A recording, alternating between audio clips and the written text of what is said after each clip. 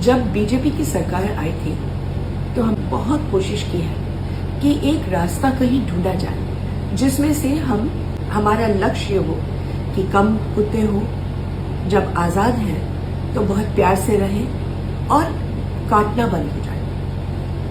अब उन्होंने मीटिंग पे मीटिंग करवाई और अंत में जाकर के एक रास्ता मिल गया। तो ये पहली दफा है कि किसी ने हमसे पूछा, लेकिन इन्होंने हम सबसे पूछा, सारे जो फीडर्स हैं, सारे जो एबीसी सेंटर्स चलाते हैं, और नतीजा 14 पॉइंट में आया। अब ये 14 पॉइंट मंत्री जी कपिल मिश्रा जी ने भी देखा, हमारे एमसीडी की स्टैंडिंग कमेटी चेयरमैन सत्या जी उन्होंने भी देखा, और नतीजा ये था कि ये अगर ये हो सकता है या ये कर दें तो 2 साल के अंदर अंदर हम लोग खुशी से अपना लक्ष्य पहुंच जाएंगे, यानी कि कम कुत्ते, काटना बंद और खुशी खुशी रहे जानवरों के साथ। यही तो चाहते हैं हम लोग। लेकिन हमारे लॉर्डशिप जो सुप्रीम कोर्ट के जज हैं वो गुस्से में आकर के उन्होंने एक ऐसा जजमेंट दिया जिसमें ना सिर है ना पैर है, ना कोई कह सकता है कि किसी ने सोच समझ करके ये दिया।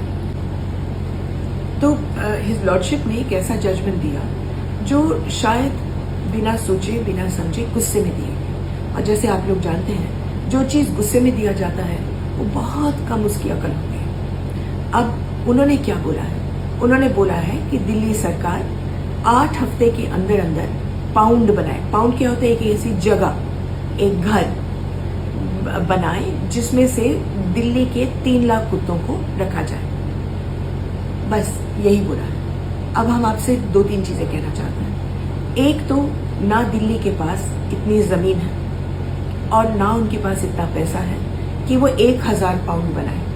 आखिर आप 1 पाउंड में कितने कुत्तों को रख सकते हैं? अगर आप आधा एकड़ का 1 पाउंड बना, तब भी अगर आप रखेंगे 20 से ज्यादा कुत्ते तो लड़ मरेंगे।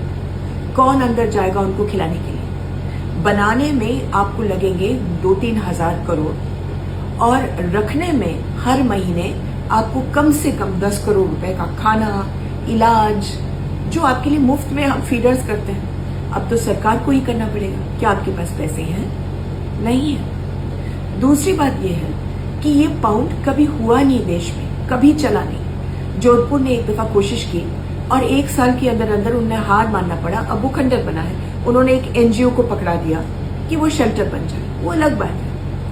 अब ये है कि हम ये पूछें कि बाइट्स क्यों होते हैं? क्योंकि इसमें इलाज है। बाइट्स इसलिए हो रहे हैं क्योंकि दिल्ली में जो सरकार के लोग हैं वो उठाते हैं जानवर को, कुत्ते को स्टेरलाइज करवाते हैं और फिर गरीब के कॉलोनी में फेंक देते हैं। तो सारे हमारे middle class, lower middle class, slum colonies में कुत्ते भरे हुए हैं और रोज सुबह 20-30 और आते हैं, क्योंकि अमीर को तो नहीं चाहिए।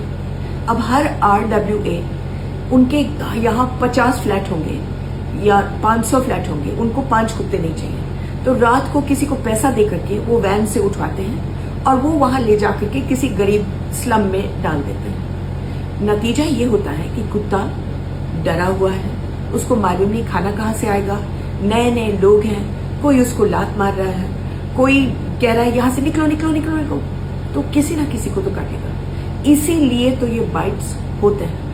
अगर हम रिलोकेशन बंद करवा दें, कुत्ते को वहीं वापस छोड़ दे ऑपरेशन के बाद, तो जिंदगी भर में वो मुंह उठा करके भी नहीं देखता। और ये जगह जगह में स्टेरिलाइजेशन जहां 100% हुआ है दिल्ली में, वहां उसके बाद कोई भी बाइट नहीं हुआ है। ये बाइट्स वही हुए हैं जहां नए कुत्ते जाते हैं, शोरगुल मचता है, इनको निकालो, कोई डंडा मार रहा है, कोई भगा रहा है, तो वो काट लेते हैं। आखिर उनके पास एक ही तो हथियार है और वो है उनका मुंह। तो हमने सरकार से ये बोला, एक तो आप अपने एबीसी सेंटर्स को ठीक बनाइए।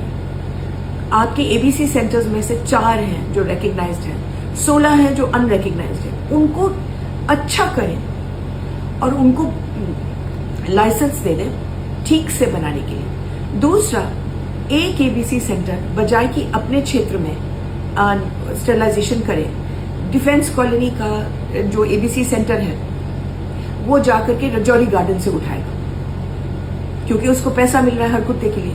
तो सब एक दूसरे की जगहों में बड़े हुए हैं। इससे अच्छा कि आप 12 सेंटर्स बनाओ, 20 नहीं, एक एक को एक जोन दे दो और एक एक को 1 साल दे दो और उसके बाद फिर देखो क्या होता है।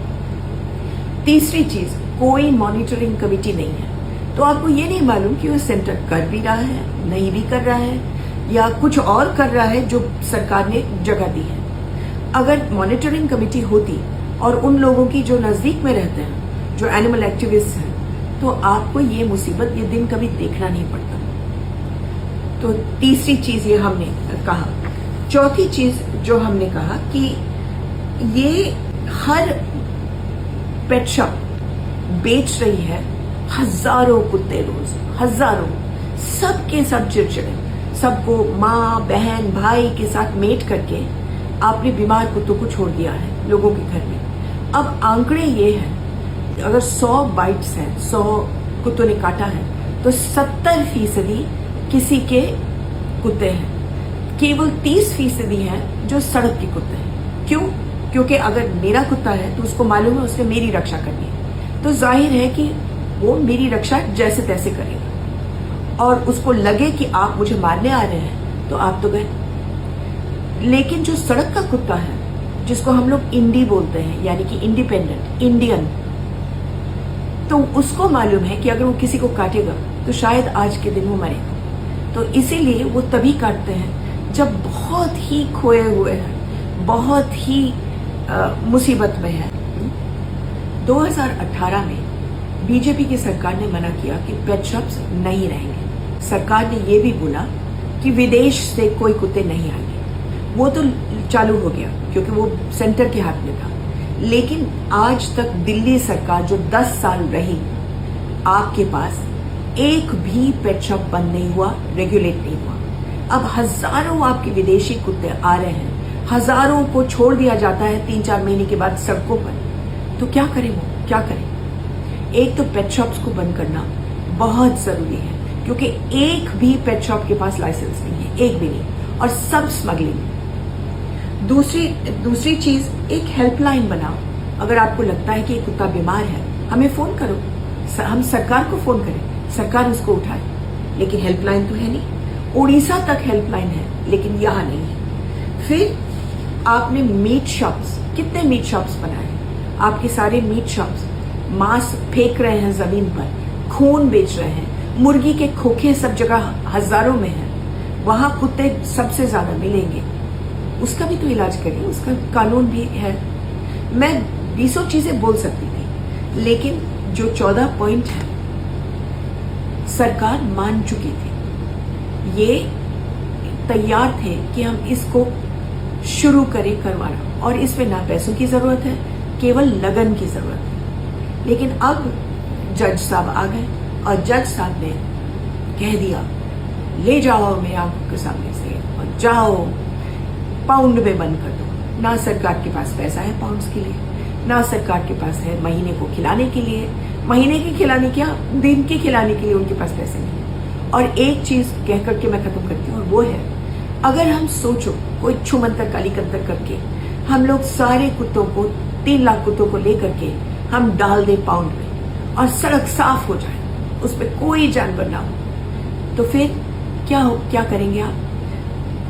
24 घंटे 48 घंटे के अंदर अंदर बाहर गांव से, फरीदाबाद से, गाजियाबाद से, उत्तर प्रदेश से, अन्य जगहों से 3 लाख कुत्ते और आ जाएंगे। जहां खाना मिलता है वही शख्स जाता है, चाहे इंसान हो, चाहे कुत्ता हो, चाहे घोड़ा हो, चाहे कोई भी हो।